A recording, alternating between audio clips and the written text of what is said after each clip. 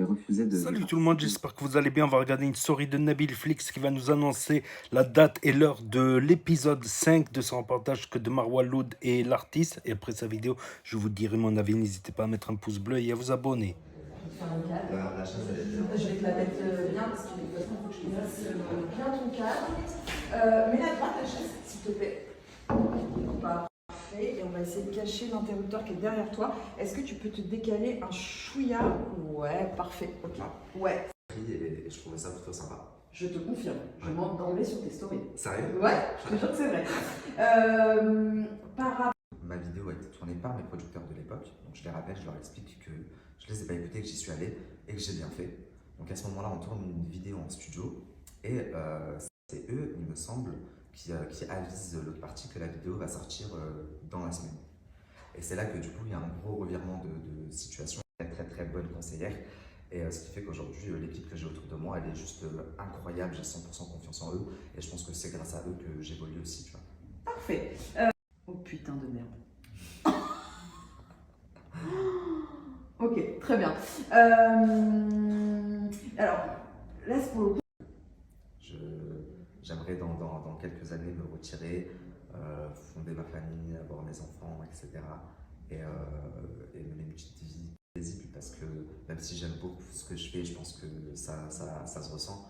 C'est beaucoup de stress, c'est une vie à... Ouais, il y a des trucs grave sympas. Voilà, après il y a plusieurs styles.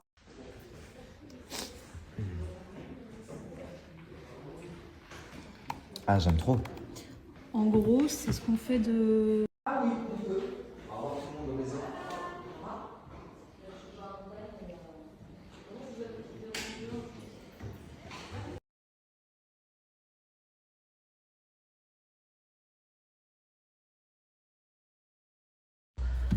La famille, je vous explique. Là, je suis sur la route, je me rends chez Florent.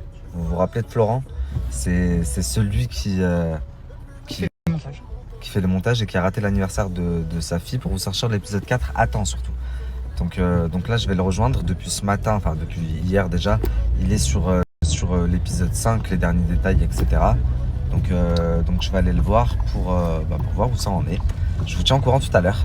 Elle aurait surpris une conversation téléphonique entre toi et justement sa femme qui est restée au Maroc à ce moment-là. Apparemment. Ok. Et du coup, une photo également que tu lui aurais demandé avant de repartir. Ouais, j'ai vu du coup dans l'épisode, apparemment je l'ai prise en photo dans l'ascenseur. Ouais, c'est ça, tu l'aurais prise en photo à la fin du séjour. Et pour être honnête, à ce moment-là, moi aussi j'ai trouvé ça un petit peu suspect. Je me suis dit, ils sont en week-end tous ensemble. Mais moi je trouve ça suspect. Hein. Si j'avais réellement fait ça, j'aurais trouvé ça suspect aussi de ma part, tu vois. T'avais accepté de T'as bien fait de ménager, poser c'est mes questions, mais t'avais refusé de participer au... La famille, je viens de sortir de chez Florent. Qu'est-ce que j'allais dire? Je lui ai donné toutes les modifs qui restaient, toutes les dernières petites modifs que je voulais. Maintenant, ça dépend plus que de lui. Je vous remets ses réseaux sociaux. Allez lui envoyer un message pour lui dire de speeder un petit peu. Je pense que ça va sortir demain, la famille. Demain, ça devrait être bon, Inch'Allah.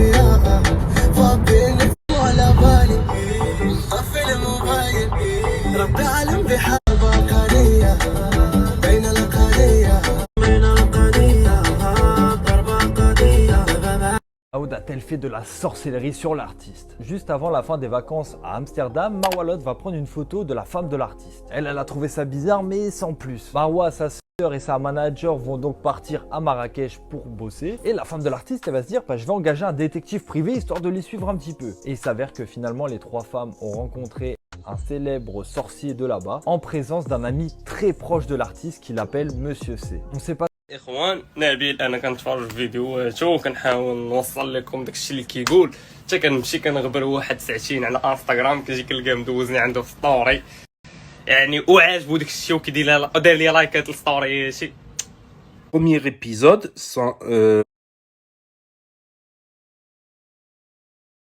les deux premiers épisodes sont les moins intéressants. Voilà, c'est un résumé, tout ça, et la version de l'artiste. Bon, on entend quand même aussi les audios de l'enquêteur, du détective privé. La partie 2, c'est l'interview de l'artiste qui confirme et qui rajoute des détails. Mais la partie 3, c'est la partie plus folklorique. Bon, j'ai vu aussi beaucoup de commentaires qui disent il salit le Maroc, il salit le Maroc. Après, c'est pas lui qui fait la sorcellerie sur l'île de Sidi Abderrahman ou sur dans le village perché dans la montagne. C'est pas lui qui. Donc voilà, c'était la vidéo de Nabil Flix et à la fin on voit incroyable. Il m'a partagé sur son Snap. Après, ce n'est pas une partage avec mention, swipe up, abonnez-vous, mais ça m'a fait bizarre.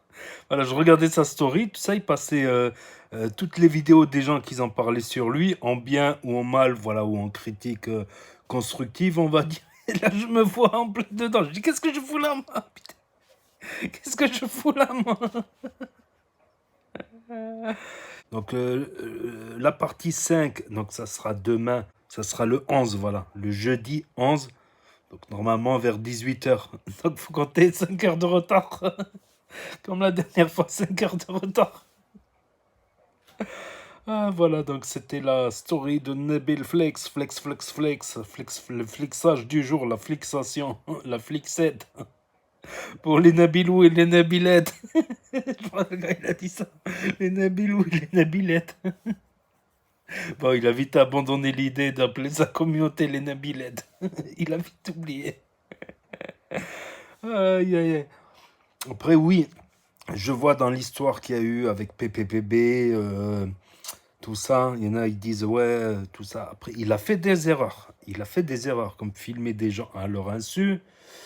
Après, pour les trucs de sorcellerie, je pense que c'était pas dans son intention de faire de la sorcellerie.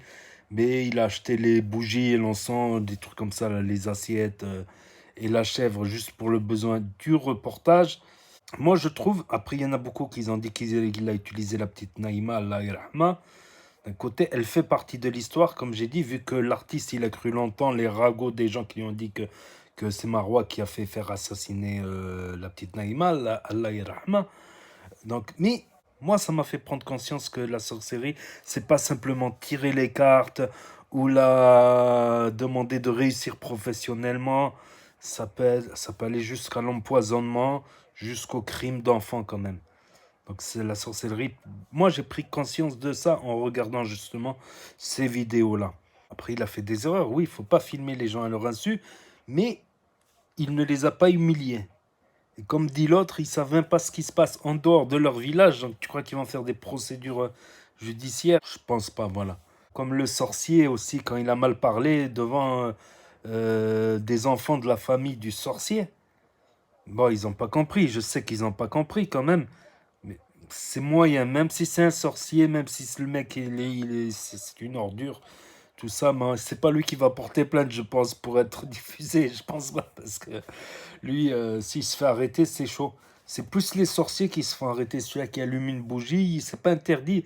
Même s'il avait une intention mal, on trouve des archives de leurs travaux. Ils gardent des traces des archives de leurs travaux, de leurs clients. S'il y a des clients qui témoignent, c'est là où ils risquent, les sorciers, en fait.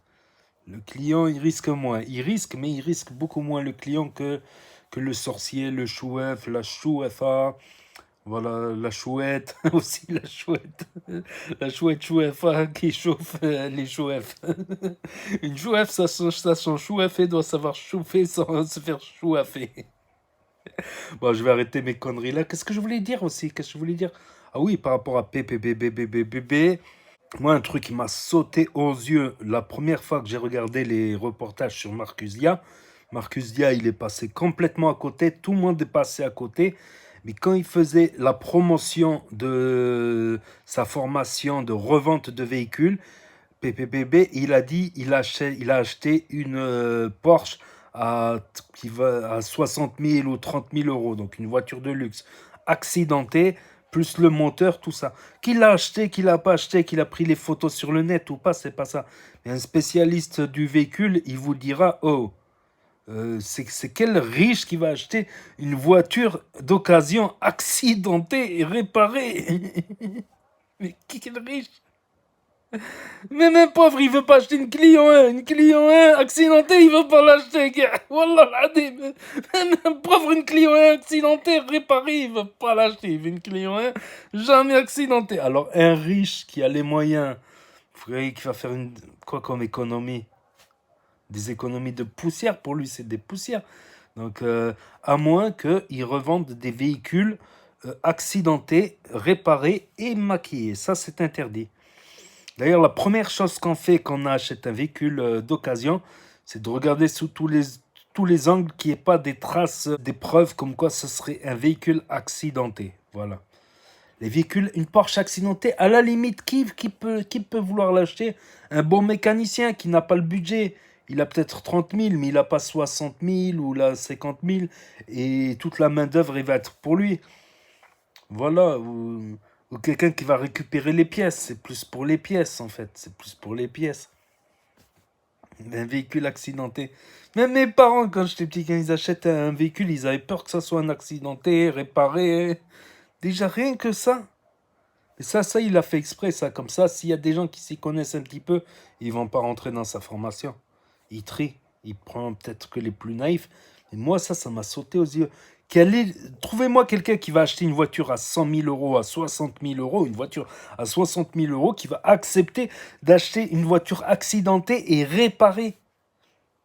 Alors qu'il pourrait avoir la même qui n'a jamais été accidentée. Il va gagner quoi? Vous croyez que certains riches, ils sont à 5 000 euros près, à 10 000 euros près pour une voiture de luxe? Je ne pense pas. Je ne pense pas. Déjà, ça, c'est un point. Je tenais à le rappeler à mon auditoire qui me suit et qui me regarde jusqu'à la fin. Comme quoi, vous apprenez des choses à me regarder jusqu'à la fin, les amis. Donc, ouais, moi, ça m'a sauté aux yeux. Une Porsche accidentée, tu vas la réparer et la revendre à quelqu'un qui est capable de mettre 60 000, il va prendre une voiture d'occasion accidentée. Ou là, tu lui mens. Si tu lui mens, c'est de l'escroquerie. C'est de l'escroquerie claire et nette. Voilà, c'est tout ce que j'avais à dire. Pour moi, c'est pas logique. J'ai suivi un peu cette affaire parce que ça a fait du bruit côté Nabil, côté PPBBB. Et voilà, quoi, tout simplement. Je dis que mon propre avis et j'ai le droit de dire mon propre avis. Voilà, c'est la liberté d'expression tant que je suis dans le respect. C'est mon avis. Je pense que c'est louche. Voilà, tout simplement. Donc, on va voir demain l'épisode 5, normalement, Inch'Allah. Et avant de dire un avis global sur le reportage global des 7 épisodes, j'attends de voir les 7 épisodes. Comment dire, voilà, j'ai beaucoup parlé là, je sais pas pourquoi. Donc n'hésitez pas à me dire ce que vous en pensez dans les commentaires, à mettre un pouce bleu, à vous abonner, à cliquer sur la cloche.